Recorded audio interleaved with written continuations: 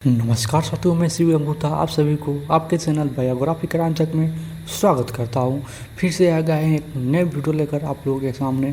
किसी समय की बात है, एक शांत और समृद्ध राज्य में जहां हरे भरे जंगल, चमकती नदियां और नीली झीलें थी। राजा विलियम और रानी एलिना का शासन था। उसका एकमात्र संतान था उनकी प्यारी बेटी राजकुमारी ओडेड। ओडेड न केवल अपनी बाहरी सुंदरता के लिए जानी जाती थी, बल्कि उसका दिल भी उतना ही खूबसूरत था। उसके सुनहरे बाल सूरज की किरणों में चमकते और उसके नीले आंखों मानो किसी गहरे झील की प्रतिबिंब हो। वह हर किसी के साथ प्रेम से पेश आती। उसके कारण पूरा राज्य उससे प्यार करता। ओडेट को सबसे ज़्यादा खुशी तब मिलती थी जब वह महल से दूर पास एक शांत झील के किनारे समय बिताती। वहाँ सफ़ेद हंसों के साथ खेलती, उन्हें दाना खिलाती और उनकी चंचल हरकतों से देखकर हंसती। और हंसों की मासूमियत और उनकी स्वतंत्रता से उसे बहुत पसंद थी और वह अक्सर उसके पीछे दौड़ती और पानी में अपने पैर डुबोकर लहरों के साथ खेलती। लेकिन इस सुंदर और शांतिपूर्ण दुनिया के पीछे एक अंधेरा खतरा भी छिपा हुआ था। उसी राज्य के एक कोने में रॉथबर्ड नाम का एक दुष्ट जादूगर रहता था।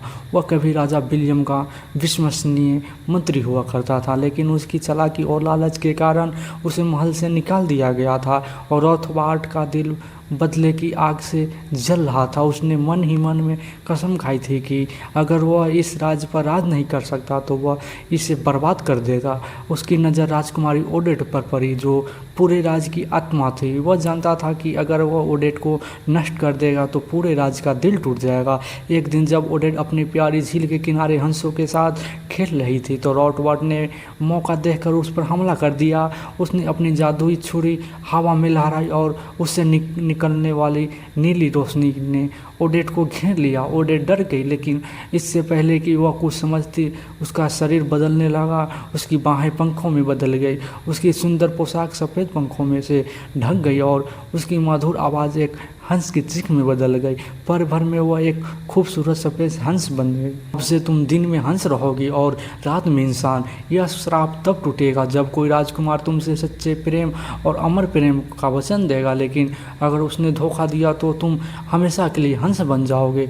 उसने ओडेट को एक जादुई महल में कैद कर लिया, जो एक गहरी और रहस्यमय झील के बीच में था। यह झील काले हंसों और जादू से घिरी हुई थी, जहाँ कोई भी आसानी से नहीं पहुँच सकता था। ओडेट की आंखों में आंसू, लेकिन उसने हार नहीं मानी। वह हर रात जब वह इंसान बनती, अपने परिवार और अपने प्रिय मित्र राजकुमार सिगफ्रीड को याद करती। दूसरी ओर पास के एक राज्य में राजकुमार सिगफ्रीड रहता था।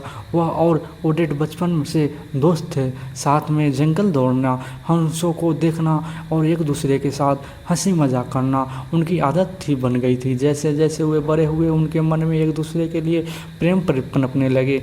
हालांकि दोनों ने इससे कभी शब्दों में बयान नहीं कर पाए। जब सिगफ्रीड को पता चला ओडेट गायब हो गई है, उनका दिल टूट गया। उसने हर जगह उनकी खोज शुरू कर दी। एक दिन शिकार के दौरान उस रहस्यमयी झील के पास पहुंच गया। उसने देखा कि झील पर कोई सफ़ेद हंस तैर रही हो, लेकिन उनमें से एक हंस कुछ खास था। उनकी चाल और उनकी मासूमियत और उनकी आंखों में उदासी सिगफ्रीड का ध्यान खींचा। जैसे ही सूरज ढला और चांदनी झील पर पड़ी, वह हंस चमकने लगा। पल भर में वह एक सुंदर युवती में बदल गया। सिगफ्रीड की आंखें आश्चर्य से फैल गई। ओडेट, वह चिल्लाया, यह तुम हो? ओडेट की आंखों में आंसू थे।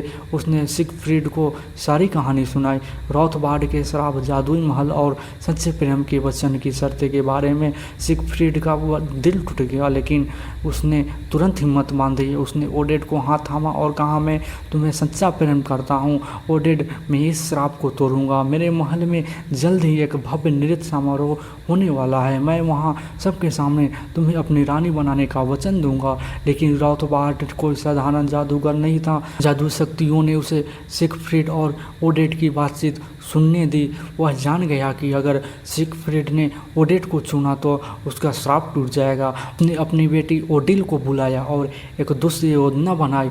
उसने ओडिल को जादू से बिल्कुल ओडेट जैसा बना दिया।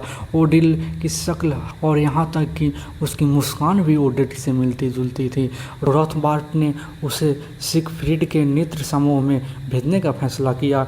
नृत्य समारोह का दिन आ गया। राजमहल में चारों ओर रोशनी, संगीत और खुशियों का माहौल था।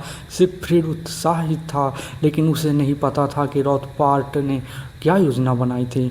जैसे ही ओडिल मंच पर पहुंची, उसने ओडेट की तरह नृत्य शुरू किया। उसकी हर अदा, हर मुस्कान सिगफ्रीड को ओडेट की याद दिला रही थी। सिगफ्रीड को यकीन हो गया कि यह ओडेट ही है। उसने बिना सोचे समझे मंच पर जाकर घोषणा कर दी, मैं इस कन्या से विवाह करना चाहता हूँ, इसे अपनी रानी बनाऊंगा। रोथबार्ट और ओडिल ने जोर से हंसी।